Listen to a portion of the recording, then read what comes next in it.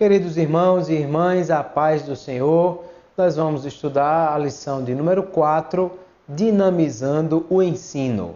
E nós vamos observar nesta lição qual a necessidade de preparo do professor, como o professor deve executar o seu planejamento, como deve utilizar métodos e técnicas que venham a dinamizar, aperfeiçoar a sua forma de ensinar, a fim de buscar atingir os objetivos necessários daquilo que ele propôs para ensinar. Vamos ver então algumas questões relacionadas à preparação do professor. Para ensinar, é imprescindível que o professor tenha o chamado para isso, a vocação, aquilo que é o chamado interno e externo para a realização desse trabalho. No tocante às questões bíblicas, a Bíblia diz que o Deus, ele chama-nos para o serviço e diz que o Espírito Santo distribui os dons conforme ele quer. Mas quando fala dos dons, Romanos capítulo 12, ele fala de vários dons que Deus distribuiu. Quando ele fala do dom de ensino, ele diz, haja dedicação ao ensino. Outra versão diz assim, esmere-se no fazê-lo. Isso significa que ter vocação, ter chamado, ter aptidão para ensinar não é suficiente. É preciso também ter preparo, ter planejamento, é preciso dedicar-se e buscar aperfeiçoar cada dia aquilo que é o seu chamado, a sua vocação. Logo, algumas coisas são importantes e necessárias para o professor estar bem preparado para dar a sua aula. Primeiro, que no que diz respeito à preparação, a administração do tempo é uma coisa fundamental. Professores que olham para o relógio, dizem que o relógio é inimigo, que o relógio não ajuda, que o relógio traz problemas, mas o relógio ele apenas faz o seu papel, que é marcar o tempo necessário. A questão da administração do tempo depende do professor. Se você sabe que vai dar uma aula de 50 minutos, aí resolve utilizar um vídeo, é claro que esse vídeo não pode ser de 40 minutos, nem de 50 minutos. Esse vídeo tem que ser de acordo com o tempo que você tem. Você precisa fazer uma introdução, apresentar o assunto, explicar para a turma como vai ser feito aquele trabalho e então utilizar o vídeo. Depois do vídeo é preciso ainda ter tempo para analisar o que foi visto e fazer a conclusão. Ou seja, se a sua aula é de 50 minutos, o ideal é que você tenha um vídeo aí de 10, 15 minutos, 20 no máximo, que dê tempo para que você possa trabalhar essas coisas. Se a sua aula tem 3 tópicos, o seu assunto, você precisa distribuir esses tópicos a fim de que possa fazer tudo isso dentro do tempo necessário. A introdução, o desenvolvimento de cada tópico e uma conclusão final. Ou seja, essa questão da administração do tempo depende completamente da habilidade do professor de lidar com essas questões. Por isso que é preciso preparar e é preciso ter um planejamento para ter a exata noção do que dizer dentro do tempo que lhe é necessário. Também a questão do ambiente de estudo. O professor precisa ter o seu lugar certo para estudar. Ali vão estar os seus livros, ali vai estar a sua biblioteca. Precisa ser um lugar arejado, que tenha boa ventilação, de preferência ventilação e iluminação naturais. E ele precisa estar bem acomodado ali para poder fazer a sua preparação. Papel, lápis, computador, impressora, livros, todo o material necessário para que ele possa se preparar, faz parte do ambiente de todo professor e tudo isso precisa ser feito com antecedência para que chegando o dia da aula ele já esteja com tudo isso pronto. Além disso, o professor é um profissional que precisa de muita leitura. porque nós vamos estar sempre lidando com novos assuntos, com coisas necessárias para haver é preciso haver uma reciclagem, é preciso haver um aprimoramento, sempre haverá mais alguma coisa para ler, para estudar. A dinâmica da coisa sempre vai exigir que o professor revise o material, veja novas pesquisas dentro da área que ele está trabalhando, ou seja, é imprescindível a leitura. Professor é um profissional que precisa estudar. Se você ensina na escola dominical, se você ensina na escola teológica, aonde quer que você ensine, não é possível pensar na ideia de alguém que é professor e não gosta de estudar, não gosta de ler. Leitura faz parte já da vida do profissional. E quando nós falamos de leitura, algumas coisas necessárias são importantes, porque a questão não é somente ler, mas é ler bem e ler certo e ler aquilo que é adequado para ajudar na preparação da aula. Primeiro, a necessidade de uma leitura proveitosa. Às vezes a gente pode passar o olho em um livro e achar que leu, mas não houve uma retenção do conteúdo daquele livro. Nós precisamos fazer uma leitura tendo a atenção necessária a tudo que está ali sendo apresentado. Se é um assunto complicado, não entendeu, não absorveu, não dominou, volta, lê de novo, mas lê de forma a que tenha a absorção daquilo que está lendo. Depois é preciso também, além da leitura com atenção, com interesse, refletir a respeito do que leu. O que foi que esse autor apresentou? Por que ele apresentou dessa forma? Comparando com outro autor que apresentou o mesmo tema. O que ele trouxe de novo? Ou que ele concordou ou discordou do outro? Por que ele apresentou isso dessa forma? Então, são coisas que nós precisamos estar olhando, porque quando nós lemos a palavra de Deus, a Bíblia é inerrante, é infalível, é a palavra de Deus. Embora, mesmo na leitura da Bíblia, a gente precisa conferir uma passagem, lendo em uma versão, lendo em outra versão, conferindo com ferramentas que nos deixem observar o sentido original daquelas palavras. Então, até mesmo na leitura da Bíblia, você precisa ter atenção e ter cuidado. Mas a Bíblia é inerrante, infalível, é a palavra de Deus. Porém, quando eu leio outros autores, eu preciso ter sempre o cuidado de verificar e conferir nas Escrituras se aquele autor está realmente de acordo com a palavra de Deus. Para isso, eu preciso observar como está sendo feita essa leitura, ter uma visão crítica daquilo que está sendo escrito, não apenas simplesmente absorver sem analisar o que está sendo visto ali.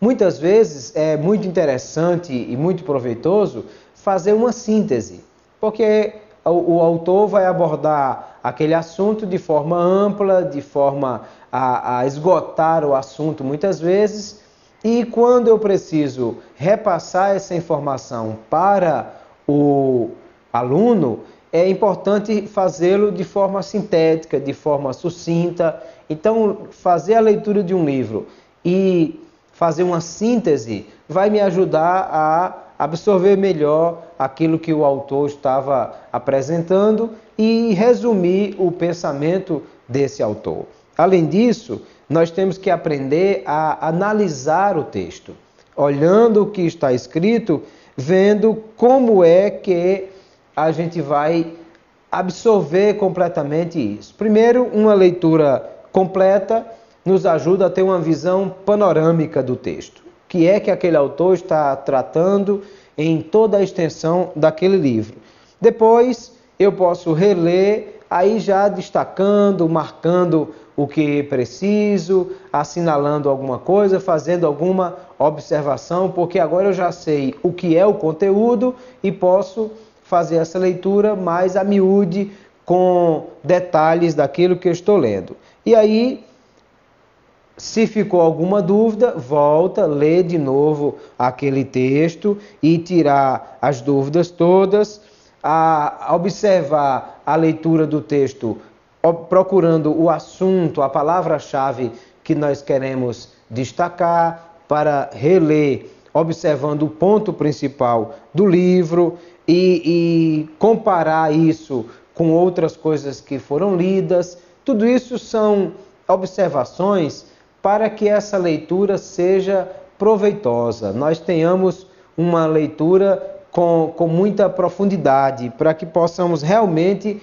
entender, interpretar aquilo que o autor está trazendo e ajudar a absorver o que ele traz para nós. Além disso, sempre o professor precisa estar procurando melhorar o seu vocabulário. Por isso que é bom sempre ter um dicionário à mão. Se o autor cita uma palavra que eu não tenho segurança sobre o que ela quer dizer, vai ao dicionário, confere o que o dicionário nos ajuda a entender sobre aquela palavra. É sempre bom estar atento, porque palavras novas surgem, porque o nosso dicionário, o nosso idioma é dinâmico. O nosso idioma sempre vai sofrer influência também de outros idiomas, palavras estrangeiras que são adaptadas ao nosso idioma e por aí vai. É preciso sempre estar atualizado. Em sala de aula, às vezes o aluno pode usar uma palavra que é nova, que é uma abordagem diferente, e o professor precisa estar atento a essas coisas. Tudo isso, queridos, é uma questão relacionada a leitura. Professor não pode deixar de ler. Todas as vezes que eu vou apresentar um tema, mesmo que seja um tema que já vi outras vezes, que já ministrei várias vezes sobre aquele tema, às vezes acontece na escola bíblica dominical, vem um novo trimestre com uma proposta de tema semelhante ao que foi visto há 2 anos atrás, há 3 anos atrás. E aí o professor pode pensar, não, é a mesma coisa que 2 anos atrás já estudamos sobre esse assunto. Mas às vezes é um assunto semelhante, mas com outra proposta, com outra abordagem, com outra forma de apresentar. Por isso é preciso agora nova leitura, nova revisão e observar o que há de novo e a nova abordagem para aquele tema ali. A outra coisa imprescindível para o professor é a pesquisa, porque o professor sempre estará lidando com muitos temas e nenhum de nós é especialista em todos os temas. Não há ninguém no mundo que seja especialista em todos os temas. Mas o professor precisa sempre estar lidando com muitos temas e às vezes com temas que ele não tem uma total segurança. O que é que se faz nesse caso?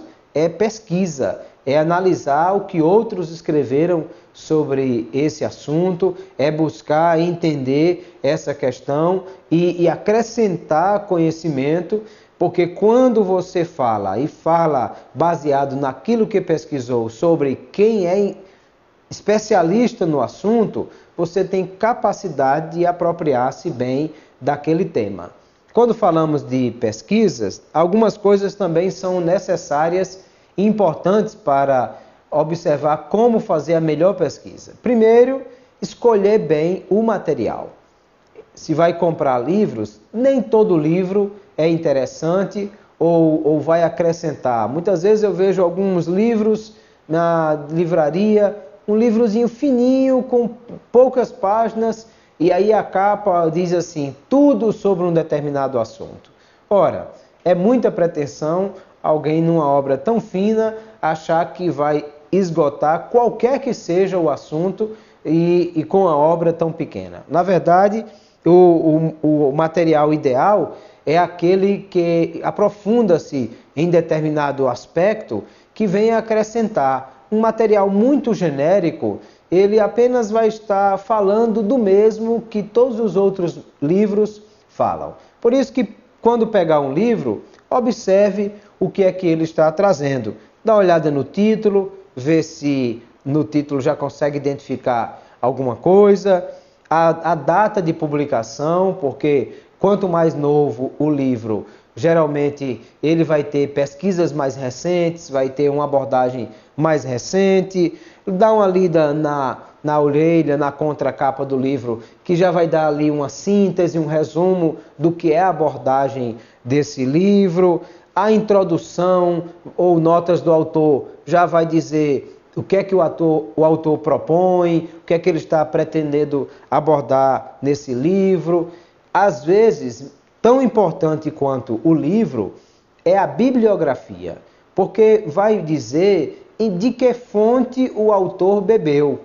Ele está escrevendo determinado livro e nós vamos observar o que foi que aonde foi que ele pesquisou, quem influenciou aquele pensamento dele, em quem ele baseou as suas ideias, tudo isso na bibliografia, conforme os autores que estão ali citados e as obras citadas ali.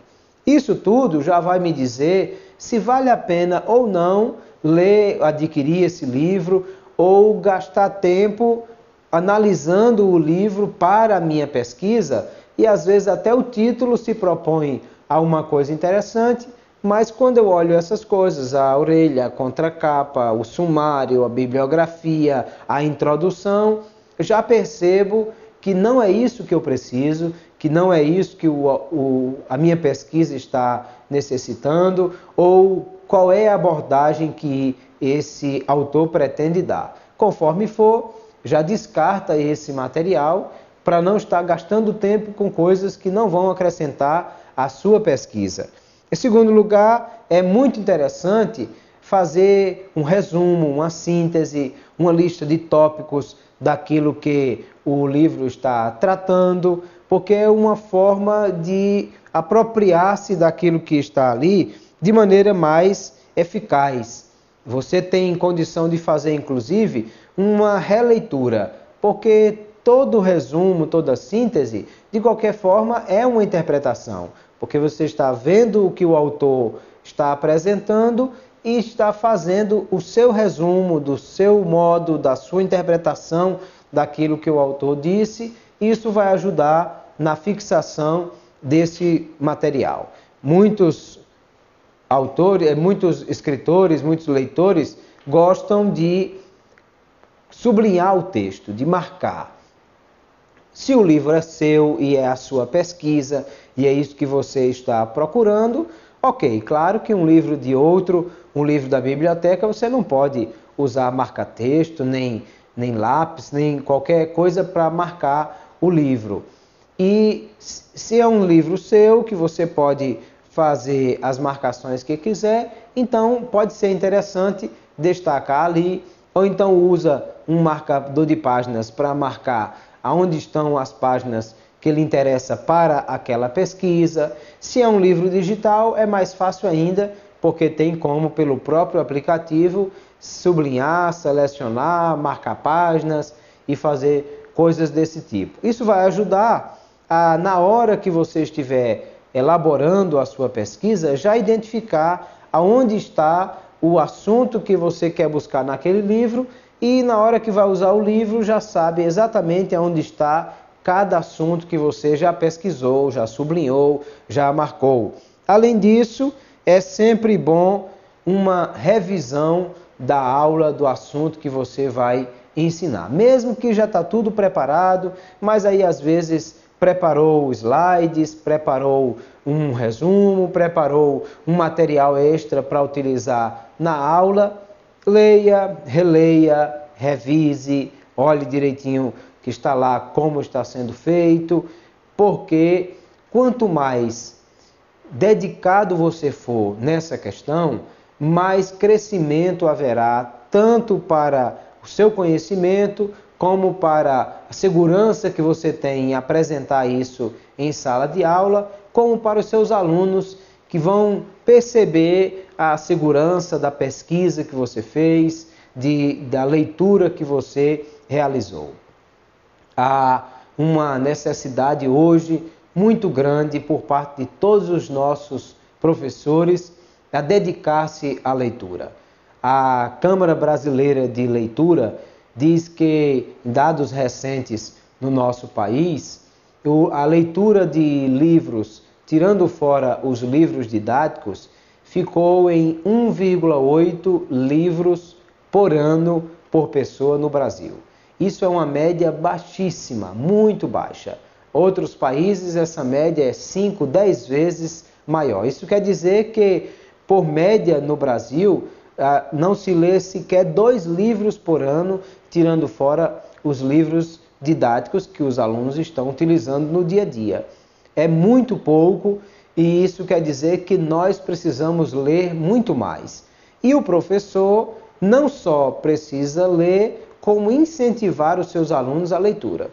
Todas as vezes que o professor chega em sala de aula com um livro novo e ele comenta, dizendo o quanto achou interessante aquele livro, o quanto aquele livro lhe ajudou na sua pesquisa e como ele achou interessante a abordagem daquele autor, isso vai despertando nos alunos também o interesse pela leitura. Aí o aluno vai começar a ver, olha, esse professor ele sempre tem uma abordagem diferente, ele sempre tem um preparo interessante, e eu sempre vejo ele com um livro na mão, aí daqui a pouco tem alguém, professor, deixa eu tirar uma foto da capa do livro, ou tomar nota desse autor, porque eu vou pesquisar também. E isso tudo é muito bom, porque o professor não só está lendo, pesquisando, acrescentando ao seu conhecimento, como está incentivando os alunos a buscarem também conhecimento através da leitura. E nós precisamos de todas essas questões. Ler a Bíblia é imprescindível. Todos nós precisamos ler a Bíblia. Ler e pesquisar, e estudar, e comparar versão com versão, e memorizar. Agora, isso não impede ou não atrapalha que nós façamos a leitura de muitas outras obras. Obras boas, obras de autores confiáveis, obras que possam acrescentar, porque muitas vezes Deus nos dá entendimento sobre determinados assuntos.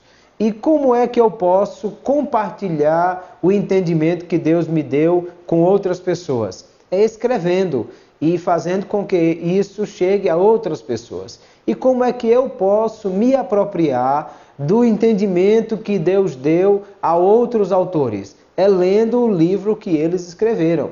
Por isso que é muitíssimo importante a leitura e a pesquisa para o professor estar bem preparado para dar a sua aula. Aí, claro, esse é o primeiro passo. Você é professor, preparou-se fazendo a sua pesquisa, a sua leitura, já acrescentou conteúdo. Se é a aula da escola bíblica dominical, leu a revista, leu o livro-texto, leu outros livros indicados sobre o tema, fez a sua pesquisa e já está pronto para começar a preparar a sua aula. E aí nós precisamos nos preocupar agora com os métodos, aquilo que nós vamos utilizar para melhor fixação do conteúdo e melhor apresentação desse material. Então nós vamos pensar em métodos e técnicas de ensino. Nós precisamos lembrar antes que quando falamos de ensino, o ensino é algo que é sempre dinâmico. A aprendizagem ela é um processo global e cumulativo. Cada vez que você estuda, você está acrescentando conteúdo à sua mente, está desenvolvendo cada vez mais, e essa aprendizagem ela depende da vontade de alguém se desenvolver. Se você tiver prontidão para aprender, estará sempre aprendendo. A mente que resolveu que não quer aprender mais, não estará desenvolvendo mais nada. Mas é sempre bom observarmos, a Bíblia diz, Provérbios capítulo 9, versículo 9, e ela nos orienta sobre essa questão de crescer em conhecimento. Ele diz assim, dá sabedoria ao sábio e ele se tornará mais sábio. Isso quer dizer, sempre é possível aprendermos mais, Sempre é possível estarmos melhor preparados e isso depende do interesse, da vontade, da dedicação de cada um de nós. E em função de todas essas questões, nós vamos trabalhar com métodos e técnicas de ensino. Quando eu falo de método, a palavra grega utilizada aí, métodos, ela significa o caminho para se chegar a um fim. Ou seja, como nós vamos desenvolver essa questão. O método vai dizer qual a maneira que a abordagem vai ser feita, o ensino vai ser preparado, qual o caminho a seguir para atingir esse objetivo. Ela está relacionada a passos, procedimentos, formas como nós vamos trabalhar. E está tratando, portanto, de um processo racional, de organização do nosso tema. Porque, às vezes, uma coisa é simplesmente chegar e lançar o tema para a classe. Outra coisa é apresentá-lo de forma racional, com início, meio e fim, com tópicos que apresentem uma forma sequenciada de apresentação do tema, de maneira que isso possa ser uma construção da linha de raciocínio que nós queremos trabalhar, ou seja, tudo depende de qual método que nós vamos utilizar. E quando eu falo de técnica, aí eu estou falando da parte prática, da parte operacional, que é a maneira que nós vamos fazer.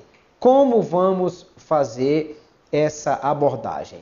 O método vai me dizer qual a ordem, qual é a sequência, qual é a maneira que vai ser abordado.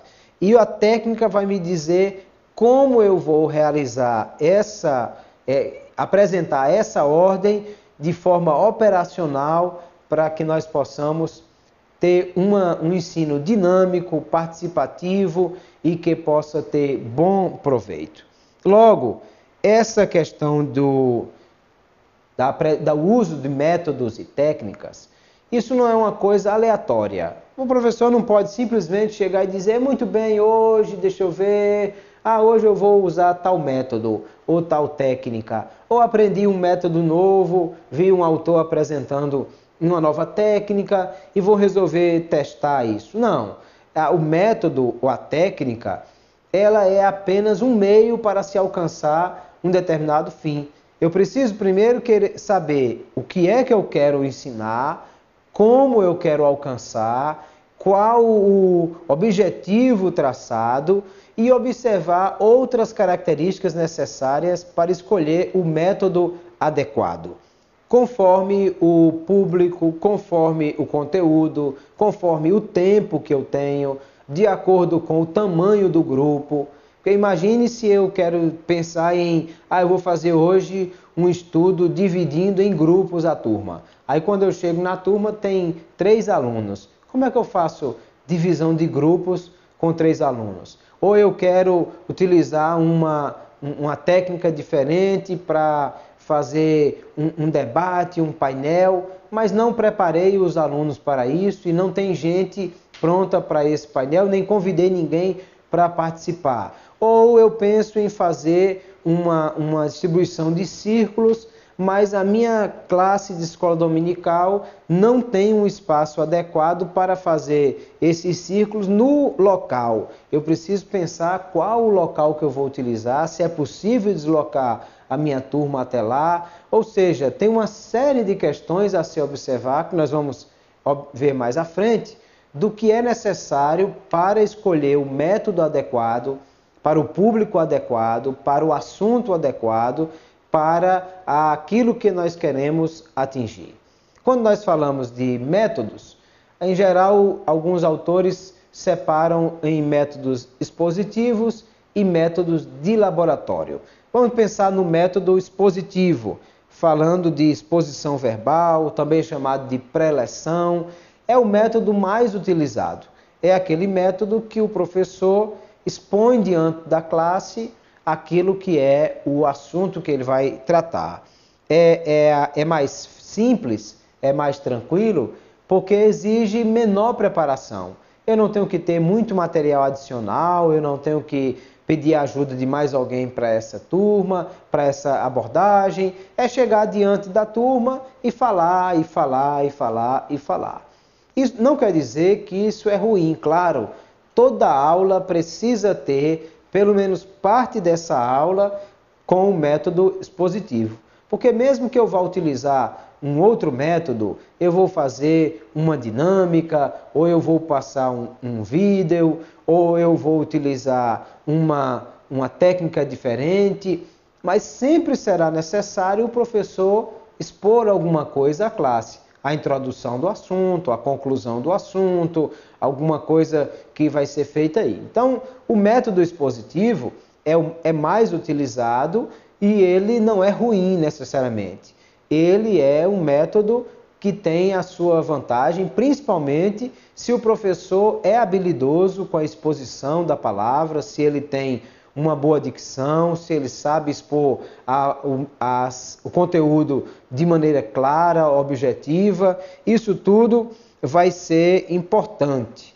Agora, também, às vezes, tem alunos que não conseguem absorver completamente aquilo que está sendo exposto simplesmente ouvindo o professor. Simplesmente ouvindo, ele tem dificuldade de gravar porque é preciso mais alguma coisa. Por isso que não é indicado que o método expositivo seja utilizado isoladamente, que seja ele o único método, mas que junto com a exposição o professor tenha outros recursos e técnicas utilizados para essa abordagem. Até porque uma aula de 50 minutos é muito difícil que o aluno consiga concentrar-se e aprender tudo que o professor está dizendo, simplesmente o professor falando durante 50 minutos sem parar, sem utilizar nenhum recurso visual, ou aplicar uma dinâmica, ou qualquer outro método que possa ajudar na fixação desse conteúdo. Nós precisamos sempre utilizar o método expositivo, mas ele não deve ser usado de forma isolada. Alguma coisa precisa estar aí. Já quando o professor usa os chamados métodos de laboratório, que são métodos de laboratório? São aqueles que não só permitem, como incentivam a participação do aluno. É aquele método que o professor traz o aluno para dentro da aula, onde o aluno é motivado a pesquisar, a utilizar algum material junto com o professor, a participar de uma forma dinâmica dessa questão, às vezes através de perguntas e respostas, através de divisão de grupos, através de outro método que ele pode utilizar para essas questões. Em lições posteriores, nós vamos trabalhar melhor esses métodos e recursos e vamos ver como eles podem ser utilizados. A vantagem do método de laboratório é exatamente fazer com que o aluno participe mais.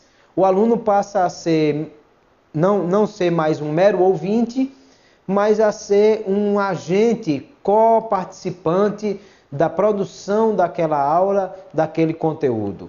Isso vai ajudar a fixar melhor o conteúdo e a fazer com que o aluno se torne mais interessado na aula, no assunto que está sendo abordado. Por isso que é muito bom que o professor sempre faça uma mescla entre método expositivo e métodos de laboratório para que essa aula se torne cada vez mais dinâmica. Também, algo muito importante para se utilizar são as ilustrações. Quando eu falo de ilustrações, eu estou dizendo que é preciso que o professor tenha sempre criatividade para saber não só apresentar o assunto de maneira dinâmica, mas fazer de forma prática, que o aluno entenda como isso vai acontecer. Alguém já disse que uma ilustração numa aula, num sermão, numa exposição, é como a janela numa casa. Uma janela, ela serve principalmente para arejar e para iluminar o ambiente. Claro que uma casa não pode ser só de janelas, porque aí ela fica esquisita e iluminada demais. E também uma casa não deve ter cômodos que não possuem janela nenhuma. Então é preciso um equilíbrio do professor no uso das ilustrações. Saber usar as ilustrações adequadas, entendendo que a ilustração não é o conteúdo, ela serve para clarear o conteúdo. Então a história, a apresentação visual, qualquer outra ilustração só deve ser utilizada quando e se ela trouxer uma clareza para o conteúdo. A ilustração vai ajudar o aluno a fixar o conteúdo, porque vai lembrar-se da história, vai lembrar-se daquilo que ele viu e do que foi apresentado, e vai fazer uma ligação da ilustração com o conteúdo que foi apresentado. Por isso ela deve ser utilizada e bem utilizada para que seja um recurso que ajude na fixação desse conteúdo, de maneira que o professor tem que saber usar de forma adequada e usar de forma dinâmica essas ilustrações para que elas sejam um adicional, uma ajuda para a aula. Quando o professor não usa ilustrações, ele perde a oportunidade de melhor fixar esse conteúdo. E quando ele usa ilustrações demais, aí fica um contador de histórias, uma coisa que não tem ligação com o conteúdo, e aí o aluno até se lembra de todas as histórias, mas não lembra do conteúdo que a elas está associado. Então, é importante essas questões aí, mas é importante isso de forma bem trabalhada. E a aplicação de técnicas que vão ajudar a fixar esse conteúdo. Técnicas como estudo dirigido, debate, círculo de palestras, seminários, dinâmicas de grupo, várias outras técnicas que podem ser utilizadas para incentivar o aluno a participar disso. Como já disse, em lições futuras, nós vamos observar qual é a melhor utilização desses métodos e técnicas e como elas devem ser utilizadas. Mas tudo isso, queridos, nada disso é a aula em si. A aula, eu digo, o conteúdo. No final das contas, as técnicas e métodos, elas são apenas ferramentas. O professor não pode perder de vista qual o objetivo da aula, aonde nós queremos chegar, qual é o resultado final que nós queremos obter ao fim da aula. E com esse resultado em vista, olhando para esse objetivo, aí eu vou escolher qual o método, qual a técnica adequada para melhor trabalhar essa questão, com todas as variáveis analisadas de tempo, de público, de alvo, de todas essas questões aí. Se você esquece qual é o objetivo e usa o método só pelo método, então, no final das contas, não vai trabalhar bem esse conteúdo e ele vai ficar vazio. Algumas coisas que nós podemos pensar sobre como o professor deve trabalhar essas questões e usá-las de forma a que elas sejam um incentivo para o aluno. Em primeiro lugar, o professor deve dar tarefas claras e acessíveis. Se o aluno vai participar da aula, ele precisa saber exatamente o que é que o professor está querendo que ele faça. Tem que ser tarefas que ele realmente sinta-se motivado e algo que ele possa realmente fazer, que esteja acessível. Se o professor exige do aluno algo que está além da sua capacidade, isso é frustrante porque o aluno não vai conseguir alcançar aquilo que foi proposto.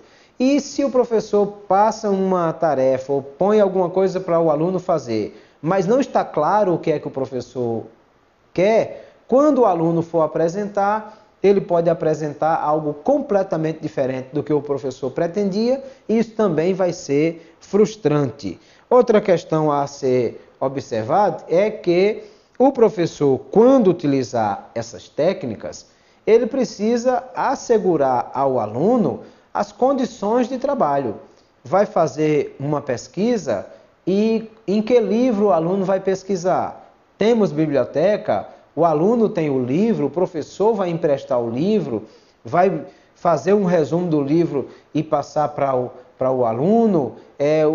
Vamos utilizar material para preparar alguma coisa em sala de aula, um cartaz, fichas, qualquer coisa assim.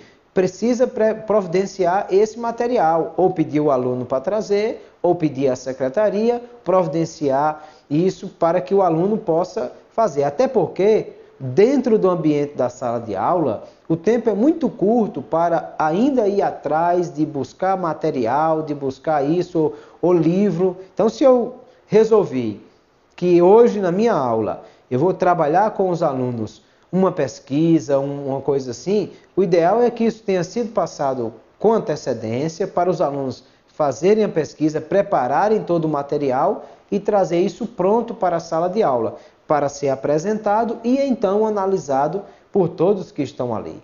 Depois, é preciso acompanhar de perto o que os alunos estão fazendo.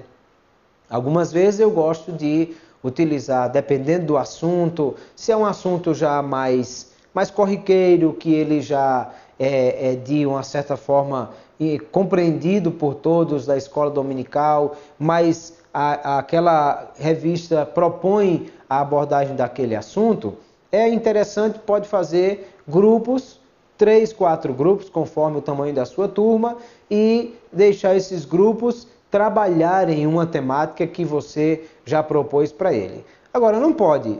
Põe o grupo lá, fica aqui sentado, vou caminhar, vou beber água e no final, vamos lá pessoal, cada um trazer a sua apresentação. Não, tem que acompanhar de perto o que o aluno está fazendo. Vai lá no grupo, e aí pessoal, como é que vocês estão? O que é que já aprontaram? Em que caminho vocês estão trabalhando? Qual é o que vocês escolheram abordar? Como é que chegaram a essa conclusão? Porque aí o professor vai acompanhando. A finalidade ali não é simplesmente deixar o aluno livre para pensar, mas é dirigir o aluno a pensar dentro daquilo que está proposto pela técnica que está sendo utilizada. O professor precisa estar próximo, acompanhando o que o aluno está fazendo, dirigindo, corrigindo se houver alguma distorção de propósito, de entendimento daquele assunto, para que possa alcançar o seu objetivo.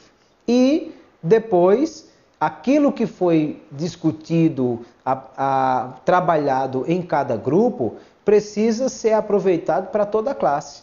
Porque se eu pego um tema, e o tema é bem interessante, mas é um tema que já é bem conhecido em geral, pelo menos superficialmente pela turma. Aí eu faço a divisão desse tema em grupos e cada grupo vai fazer a sua análise. E aí, claro, cada grupo vai aprofundar-se, o professor pode propor perguntas que o grupo vai responder, ou uma análise de um texto adicional. Então o grupo vai trabalhar isso aí.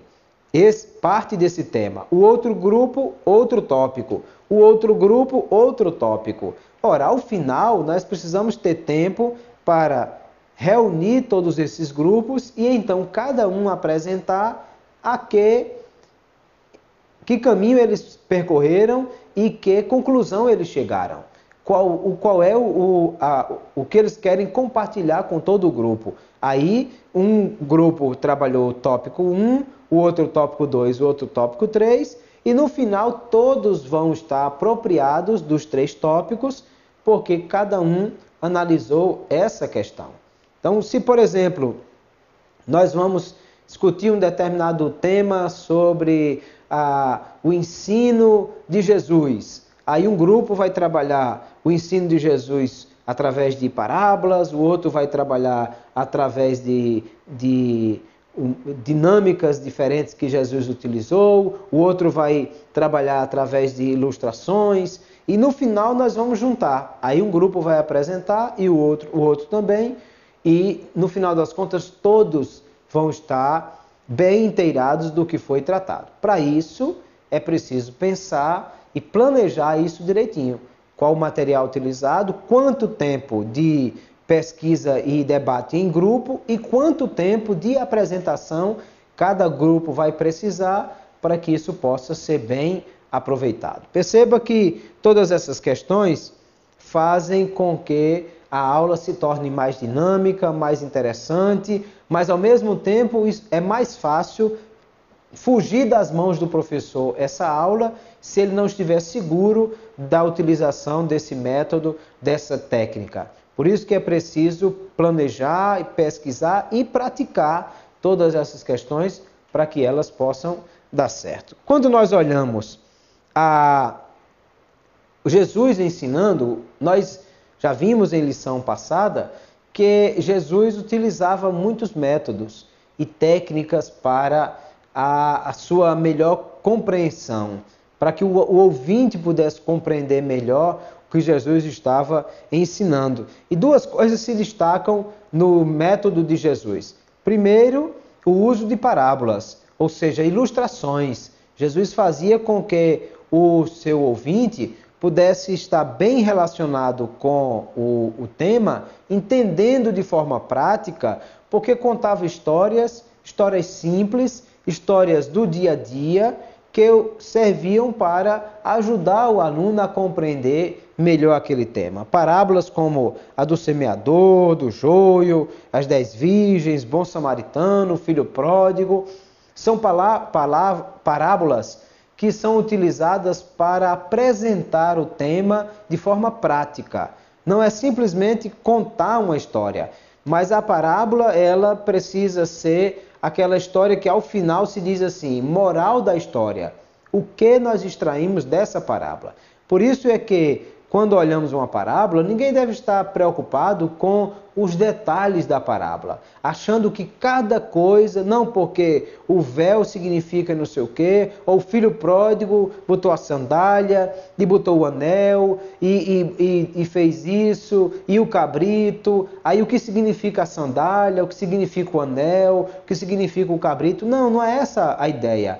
A proposta de Jesus não era essa, de que cada elemento da parábola tivesse um significado, mas sim qual a ilustração que essa parábola nos traz, qual o entendimento que ela ajudou a clarear, como ela nos ajudou a entender melhor aquele assunto que Jesus queria ensinar. E vocês vão perceber que em cada parábola, Jesus deixa claro depois qual era a ideia, qual o significado que ele quis ampliar nossa atenção através do uso daquela parábola.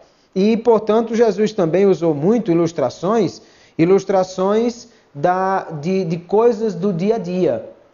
Jesus apresentou uma moeda, um peixe, falou sobre a mulher varrendo a casa, o homem que ia no campo e achava alguma coisa. Jesus apresentou coisas do dia a dia que eles bem sabiam utilizar e aquilo ajudava a fixar o conteúdo e a ter uma melhor clareza. Quando o professor tem até mesmo exemplos da sua vida, experiências que ele passou, ou testemunhos que ele sabe de alguém, isso deve ser utilizado, mas com muito cuidado, para que primeiro essa história não seja muito longa, com muito detalhe, com muitas coisinhas, que no final das contas toma a aula toda e o conteúdo da aula no final foi apenas aquela experiência que foi compartilhada. E segundo lugar, se essa experiência ela traz algum conteúdo adicional, se ela realmente ajuda a clarear, se ela ajuda a compreender melhor, e às vezes é um testemunho que se conta, que complica muito mais o assunto do que mesmo ajuda a entender, e nós devemos evitar isso. Veja como foi que Jesus usou os métodos. Veja as técnicas que Jesus utilizava, que ele usava com muita sabedoria, para que elas pudessem ser uma ferramenta para melhor entendimento daquilo que era o assunto a ser abordado. Logo, quando nós utilizamos as técnicas, nós precisamos saber utilizá-las de forma adequada. A ferramenta certa para a coisa certa. Se você tenta apertar um parafuso, a melhor forma de fazê-lo é com uma chave de fenda, uma chave apropriada para o tipo do parafuso que você vai apertar. E para quem vai arrancar o mato, limpar o mato, a melhor forma é utilizar uma enxada, porque ela é bem prática, tem acesso a todos os locais e pode arrancar todo o mato. Se você tentar apertar o parafuso na tomada com uma enxada, eu lhe digo que vai dar muito trabalho. Talvez até nem consiga, porque como o cabo da enxada é assim atravessado, talvez até nem consiga acessar a tomada com a enxada. E se você tentar arrancar o mato com uma chave de fenda, eu posso lhe dizer que talvez você consiga, mas vai dar muito trabalho e você vai gastar 10 vezes mais tempo do que se fosse fazer com a enxada. O que eu estou querendo dizer com isso é que a ferramenta adequada para o trabalho adequado, para o propósito adequado, ela vai ser muito útil e muito interessante. Logo, nós precisamos saber utilizar a técnica certa, aquilo que é apropriado para o que nós queremos trabalhar. Primeiro, vamos pensar qual o momento que nós estamos trabalhando. Quanto tempo eu tenho, qual é o horário que eu estou trabalhando, qual é o ambiente que eu estou trabalhando, se naquele momento, aquele instante, aquela técnica pode ser adequada, se há tempo suficiente para trabalhar isso e todas essas questões. Depois, o tipo do aluno. Cada aluno tem exige uma dinâmica diferente. Quando eu trabalho com crianças, as crianças em geral têm uma dificuldade muito maior de atenção. Nunca pense em trabalhar com crianças pequenas, estendendo mais de 10 minutos aquilo que você quer trabalhar com elas, porque elas não conseguem manter o foco por esse tempo. É preciso então trabalhar com curtos métodos de curta duração para alcançar essa criança. Quanto mais dinâmico, quanto mais colorido, quanto mais movimento, melhor. Já o adolescente, ele não gosta de ser tratado como criança. E às vezes há pessoas que, acostumadas a trabalhar com o departamento infantil, aí vão trabalhar com os adolescentes, vão dar meu bebezinho e isso e aquilo outro, e o adolescente não gosta dessa abordagem, não gosta de ser tratado como criança. Ele gosta de ser tratado como alguém já adulto. Por sua vez, o adolescente, ele gosta de algo que o motive, que o incentive, que o desafie. Então, a abordagem que eu vou ter com o adolescente é diferente da abordagem que eu vou ter com a criança.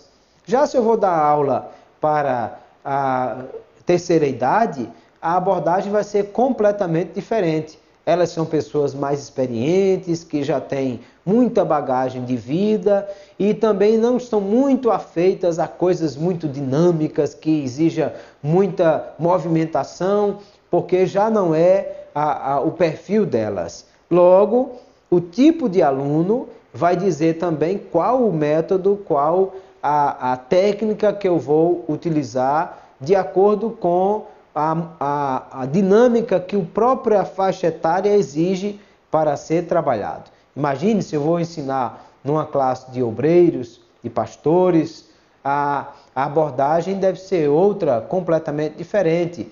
São pessoas que já têm conhecimento bíblico em geral, que já têm uma experiência de vida, e é muito mais interessante dar a eles a oportunidade de participar disso, fazendo um trabalho de perguntas e respostas, ou sugerindo alguma participação direto desses alunos, pedindo a participação deles na aula, porque eu preciso aí aproveitar essa bagagem que esses alunos já têm. Não vou fazer a mesma coisa com as crianças, porque elas não têm bagagem nenhuma para compartilhar ou coisas que possam trazer conteúdo. devo incentivá-las com perguntas também, mas coisas simples, que elas possam responder de forma simples. Ainda assim, qual é a matéria estudada, vai dizer também qual o método, qual a técnica que eu vou utilizar. Se eu vou estudar, por exemplo, alguma coisa que está relacionada a viagens de Paulo, por exemplo, ora, quando eu penso em viagens, eu penso logo o quê? Eu penso logo em mapa, porque viagem está associado a um deslocamento. Esse deslocamento dentro de um espaço geográfico pode ser muito melhor visualizado através de mapa. Então, eu posso utilizar um mapa na minha aula para me ajudar a que o aluno entenda melhor essa questão. Se eu vou trabalhar com geografia ou se a aula é sobre o tabernáculo, ora, uma utilização de visuais é completamente necessário no caso desse. Uma coisa é você chegar e dizer, olha, havia um tabernáculo que tinha uma mesa, a mesa tinha tantos metros de largura e de comprimento, em cima da mesa tinha isso, aquilo, outro. A simples exposição de uma ilustração, de um recurso visual, já resolve toda essa questão. Agora imagine que eu vou trabalhar um tema como, sei lá, vou discutir sobre o aborto. Aí nem o mapa me ajuda em nada, porque para que eu vou usar um mapa para falar sobre aborto? E nem a ilustração talvez ajude muita coisa, porque o máximo que eu poderia levar como visual era o visual de crianças mortas, abortadas, e isso, dependendo da faixa etária, pode ser completamente inapropriado. Mas, como é um tema polêmico, um debate, um painel, um grupo de discussão já vai ser muito mais apropriado para esse tema aí. Então perceba que, conforme o conteúdo a ser abordado, o uso adequado de técnicas e métodos vai ajudar a construção desse conteúdo ou pode atrapalhar se for utilizado de maneira errada. Além disso, os objetivos. O que é que eu pretendo com essa minha aula? Aonde eu quero chegar? Às vezes o tema pode ser o Espírito Santo, mas qual é a ideia? É analisar a pessoa do Espírito Santo, sua natureza, ou é pensar na ação do Espírito Santo, nas obras, nos dons? Eu vou estar analisando esse tema, mas o que é que eu me proponho com isso? Qual o objetivo a ser alcançado? Se a questão é, voltando, por exemplo, à questão do aborto, se a questão é nós entendermos qual é a proposta da Bíblia sobre o aborto, então é interessante trazer talvez um painel, um especialista que possa falar sobre essa questão e fazer aí uma dinâmica de grupo para discutir esse assunto. Eu não posso simplesmente jogar isso para o aluno, deixar o aluno decidir o que é melhor, porque aí no final das contas esse aluno pode chegar a uma conclusão equivocada. Pode ser que tenha alguém lá muito habilidoso e conduza a classe num caminho errado e no final das contas a conclusão da aula é que Deus aprova o aborto. E aí o professor perdeu a oportunidade de trabalhar o tema porque usou a técnica que não era adequada e deixou na mão dos alunos decidir essas questões. Além disso, a maneira do professor. Veja, nem todo professor vai se adaptar a todas as técnicas, porque cada um vai escolher aquilo que ele é mais afeito a ela, aquilo que ele tem mais facilidade de trabalhar. Tem gente que tem muita facilidade com artes gráficas, com desenho. Então o professor pode utilizar aí até um flipchart ou um quadro branco e fazer desenhos e mapas mentais e coisas assim, fazer um brainstorming, uma troca de ideias com os alunos e construir um mapa mental na lousa, no quadro branco, e isso pode ser muito interessante. Mas se o professor não tem habilidade nenhuma e tem uma letra horrorosa, por favor, não invente de fazer isso, que vai ficar um garranchado feio, medonho, e ninguém vai entender nada do que o professor fez ali. Se o professor tem habilidade musical, ele pode utilizar a música em uma sala de aula. E aí faz recortes de hinos, de corinhos, que tem a ver com o tema.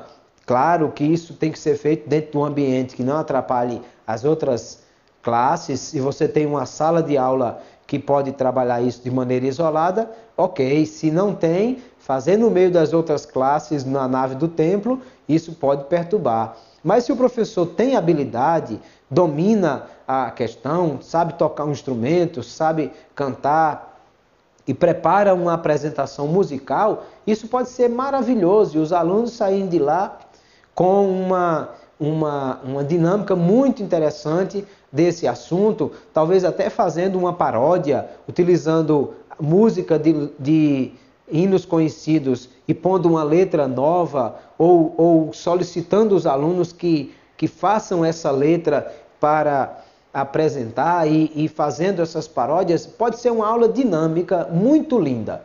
Mas se o professor é desafinado até batendo palmas, se não tem nenhuma habilidade musical, por favor, não invente de fazer isso, que vai ser um desastre e vai ser muito complicado mesmo. A não ser que você prepare a aula e convide alguém que tenha habilidade musical para fazer a dinâmica junto com você. Ou seja, cada método ele vai ser bem utilizado quando utilizado dentro daquilo que é o foco, o objetivo, conforme o tempo que eu tenho, o tipo de aluno que eu tenho e o assunto que vai ser abordado para uma boa dinâmica e uma boa utilização. Se não for assim, isso pode ser bem complicado e a aula pode ser desastrosa se não for o método interessante, bem apropriado, bem trabalhado. Agora, para tudo isso, o que é necessário? Não se pode fazer nada disso de improviso. Só quem gosta de improviso é violeiro, tocador de coco, de roda, que gosta de fazer as coisas de improviso. Professor não pode trabalhar de improviso. Exige algo muito imprescindível na vida do professor, que é o planejamento. Planejamento implica em pensar, elaborar, preparar e ter tudo isso com antecedência, já devidamente organizado, para que em sala de aula ele possa trabalhar essas questões. Planejar é transformar a realidade numa direção escolhida, organizar a ação, é agir racionalmente, ou seja, planejar é pensar com antecedência e organizar aquilo que eu quero fazer de maneira clara, para que nós possamos saber exatamente o que fazer, como fazer, quando fazer e a aula esteja bem organizada e bem dinâmica. Por isso, no planejamento, há pelo menos 3 aspectos aí implícitos que devem ser considerados nessa questão. O primeiro dos aspectos é a elaboração. Tudo isso que eu estou falando é nessa hora que o professor vai pensar. Ele vai pensar quanto tempo eu tenho, se o espaço físico que eu tenho é interessante, qual é o perfil do meu aluno, o tema que eu vou abordar, qual a melhor forma de pensar uma maneira dinâmica de trabalhar esse tema, os materiais que eu tenho, os recursos que estão à minha mão. Tudo isso eu vou pensar para a elaboração. Qual é o meu cenário? O meu aluno, o meu tempo, o meu espaço físico, meus recursos, o que é que eu tenho em mãos que eu posso utilizar para preparar essa aula. Nessa hora da elaboração, aí todo esse conhecimento e essa segurança no uso dos métodos e técnicas vai ser necessário para o professor. Depois da elaboração, aí vem a fase da execução, que é a utilização dos recursos e das técnicas na hora da aula. Ah, mas eu não tenho prática, eu nunca fiz uma dinâmica dessa forma. Faça um treino antes. Eu nunca usei esse tipo de abordagem ou essa técnica. Treine antes, junte os sobrinhos em casa, os filhos, faz um teste para ver como é que é. Ou até mesmo, queridos, não tenha medo de errar. Nenhum de nós vai acertar sempre.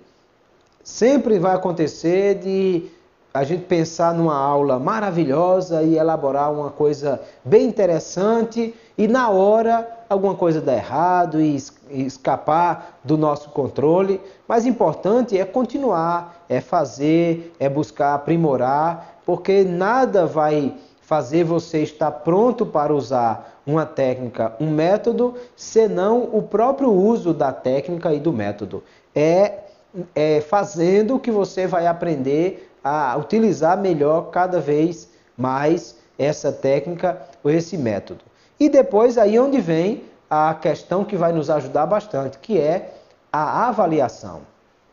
Elaborei, pensei, planejei, pesquisei e idealizei qual a aula, o recurso, o método, conteúdo, a abordagem, os recursos, os materiais, pensei em tudo isso. Fui até a aula com tudo isso preparado, planejado, o tempo já devidamente marcado para tudo isso e apliquei. E aí, depois disso, vamos pensar, deu certo? O que foi que você acertou? O que foi que você errou? Aonde foi que a coisa funcionou bem ou aonde foi que não funcionou? Será que esse método é realmente adequado para esse tipo de assunto?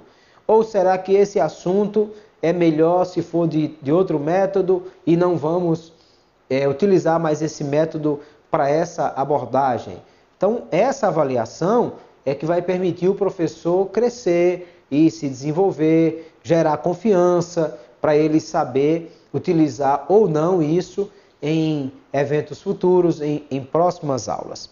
Por isso que essa avaliação, ela pode ser de três formas diferentes. Primeiro, a avaliação diagnóstica, que é aquela que ocorre durante a fase de preparação da aula. É onde eu vou pensar sobre o meu aluno, sobre o meu assunto, sobre a minha classe, sobre o conteúdo que eu vou trabalhando e aí eu vou avaliando. Será que isso vai dar certo? Será que isso pode ser interessante?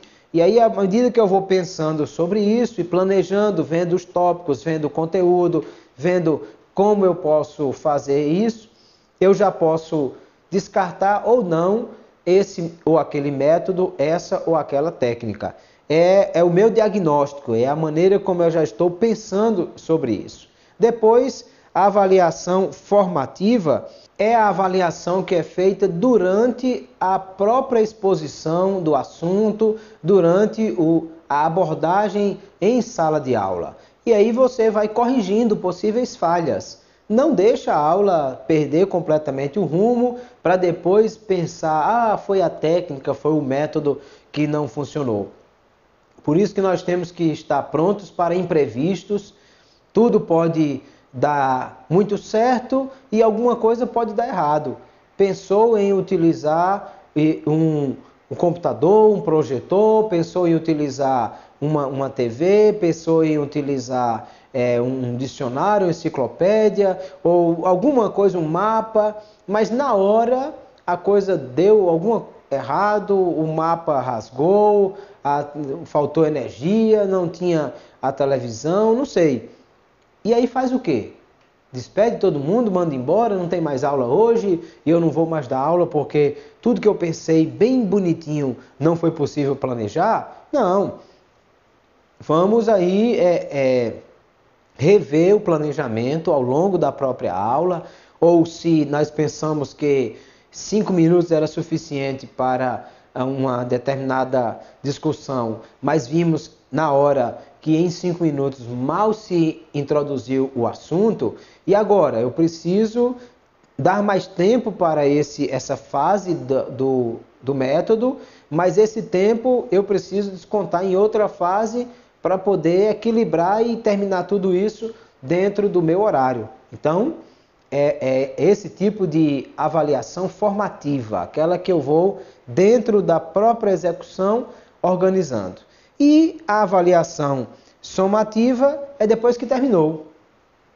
Depois que terminou, e aí já em casa, talvez com a ajuda de alguém, talvez indagando a algum dos alunos, ou um professor auxiliar, outra pessoa. Aí vamos pensar como é que foi o desempenho dos alunos, o desempenho do professor, como é que a técnica foi aplicada, se o método foi adequado, se acertamos, se erramos, todas essas questões aí. Porque no final das contas, queridos, o planejamento, ele nos ajuda a nos organizarmos com relação à aula. E nos ajuda a responder algumas coisas que são necessárias para isso. O nosso plano de aula, ele precisa responder a pelo menos 3 perguntas. Primeira, o que queremos alcançar? Isso quer dizer, qual o nosso objetivo?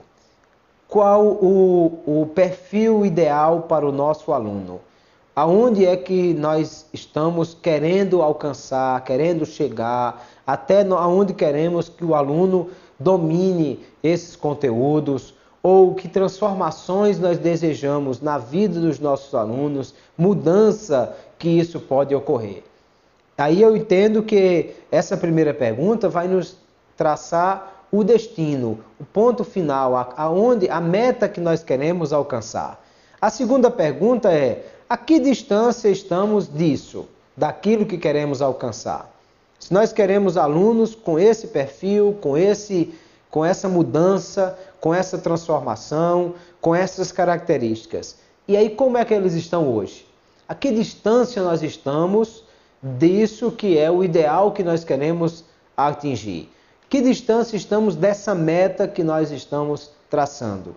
E aí em seguida nós precisamos responder o que vamos fazer de forma concreta e dentro de um prazo determinado para encurtar essa distância, para alcançarmos o objetivo que nós traçamos. Porque se isso não for feito, aí eu nem sei aonde quero chegar, nem sei aonde eu estou e nem sei como é que eu quero chegar no lugar que eu não sei onde é, porque eu também não sei onde eu estou. Então, está todo mundo perdido. Eu preciso saber aonde eu quero chegar, qual o meu objetivo, qual o que eu quero alcançar com a minha turma. Preciso saber aonde eu estou e ser muito honesto na minha avaliação sobre qual o perfil da minha turma hoje e traçar um planejamento. Aonde eu quero chegar, o que eu vou fazer, com quanto tempo, em que prazo e com que métodos e com que esforço eu vou fazer para chegar aonde eu quero chegar.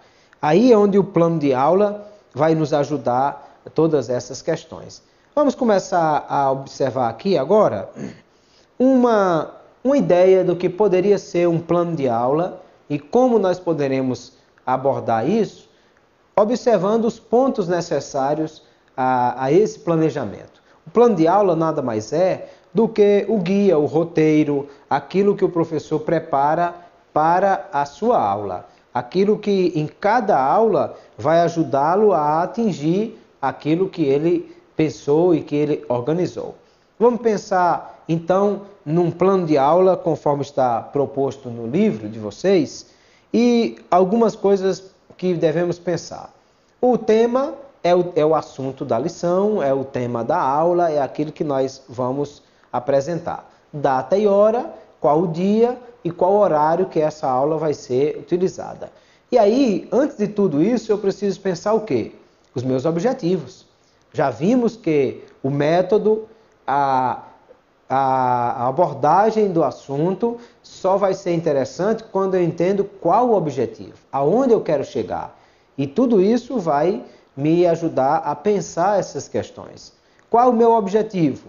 No caso aqui está dizendo que o tema é buscando a sabedoria e ao final da aula nós queremos que o aluno esteja apto a perceber a importância da sabedoria, reconhecer que precisa encontrar e guardar a sabedoria e descobrir os benefícios da sabedoria. Perceba que os meus objetivos é sempre muito bom que eles sejam destacados ou apresentados através de um verbo, porque verbo ele imprime ação, ele mostra algo que eu preciso fazer e é algo que eu posso verificar nos meus alunos se eles estão alcançando. Agora, para tudo isso eu preciso pensar no meu público-alvo, a minha população-alvo. Quem é o meu aluno?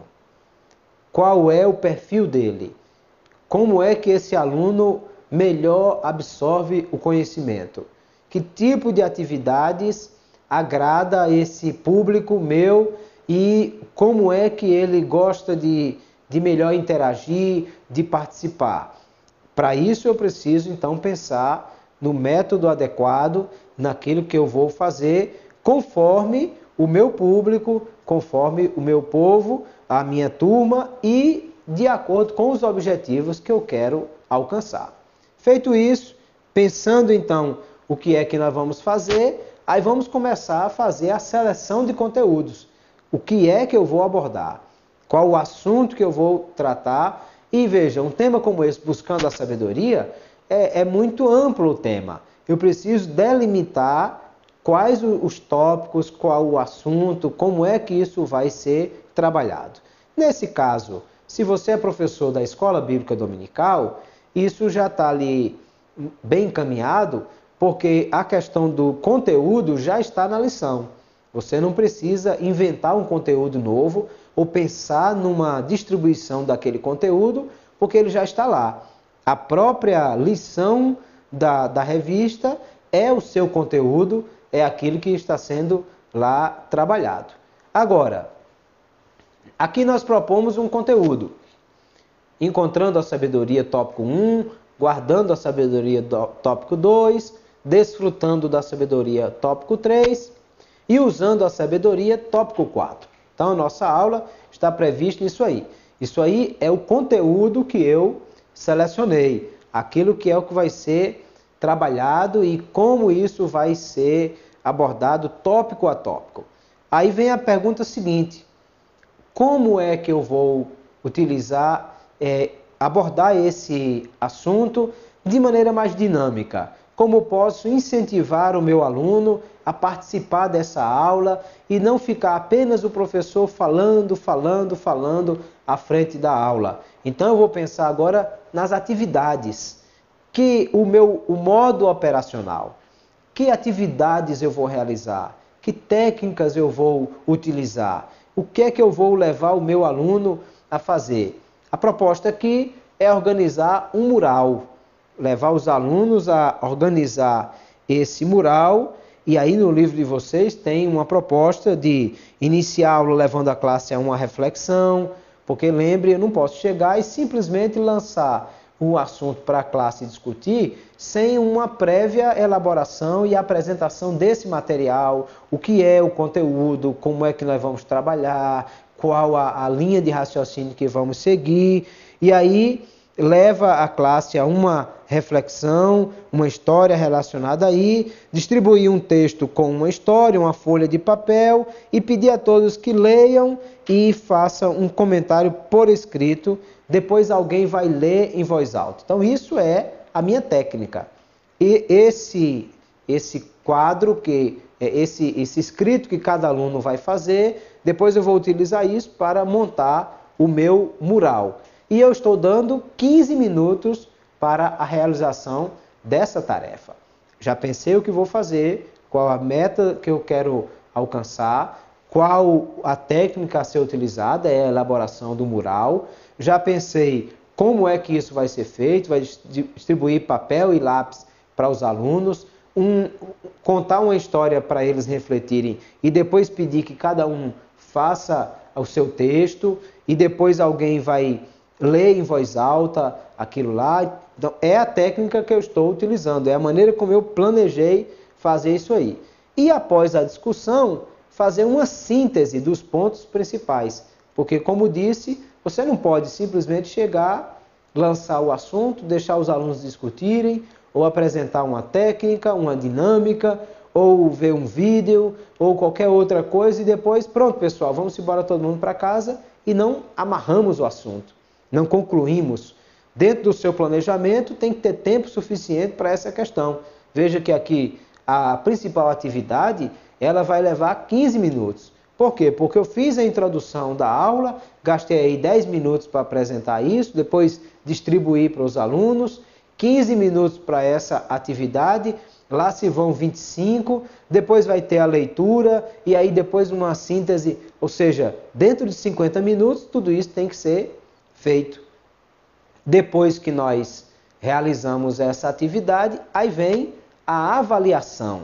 Aí aqui, a ideia aqui é avaliar a coerência das respostas dos alunos com o assunto que foi discutido e a participação do aluno dentro das atividades propostas e dos objetivos operacionais. Perceba que aí eu estou já pensando em como é que eu vou fazer essa aula, como é que eu vou elaborar, o material que vai ser utilizado, tudo isso está sendo proposto aí. E qual é o material de apoio que eu preciso? É o livro didático, cartolina, lápis de cor, lápis, borracha, caderno, cola, figuras para ilustrar o cartaz, porque se nós queremos que o aluno vá produzir alguma coisa e depois nós vamos fazer um mural com isso que os alunos apresentaram, precisamos então da cartolina, da cola, do lápis, de todas essas questões. Tudo isso tem que estar pronto em sala de aula, já prontinho para ser utilizado, separado com antecedência. E no meu plano de aula já está lá todo o material que eu vou utilizar. E a referência, que é qual o livro que eu vou usar para abordar aquele assunto, a revista, o texto, o que é que eu vou utilizar, se a minha dinâmica exige um mapa, aqui vai estar o mapa, se vai ter uma pesquisa rápida feita em sala de aula, quais os livros que eu vou levar para o aluno pesquisar. Então, tudo isso faz parte da minha preparação. Nada de improviso pode funcionar perfeitamente. Pode até acontecer que um dia você foi pego de surpresa e alguém pegou no laço, jogou você dentro de uma sala de aula e você foi lá e fez o que pôde, o que deu para poder atender a essa necessidade. Mas isso não pode ser a rotina do professor. O professor não pode ser alguém que vive de improviso e simplesmente cai de paraquedas na frente da aula, da classe, para abordar o assunto sem a preparação necessária. Além disso, se você deixa para fazer isso em cima da hora, professores, não, no domingo de 5 da manhã eu me levanto para preparar a aula. Aí, enquanto ele está preparando a aula, aí ele lembra que viu lá no consultório médico uma revista com uma reportagem, um assunto que dava certinho para ser utilizado naquela aula que ele vai dar domingo. Mas e aí?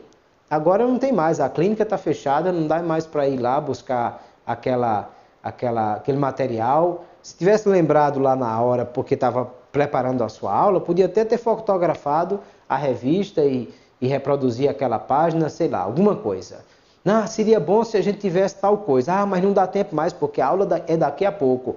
Então, é preciso planejamento. Planejamento vai me ajudar a focar o que é que eu quero fazer, aonde eu quero chegar, como eu vou trabalhar isso e quais recursos necessários para alcançar essa questão.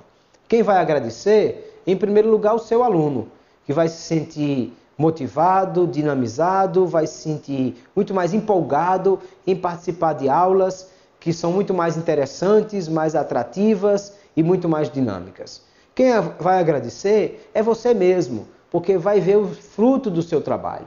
Vai ver que o aluno está muito mais interessado, tem muito mais gente em sala de aula, a motivação da classe está bem melhor e isso vai lhe ajudar a se motivar também. Você vai se sentir muito mais feliz em dar aula para uma turma que realmente quer aprender, está interessada em estudar.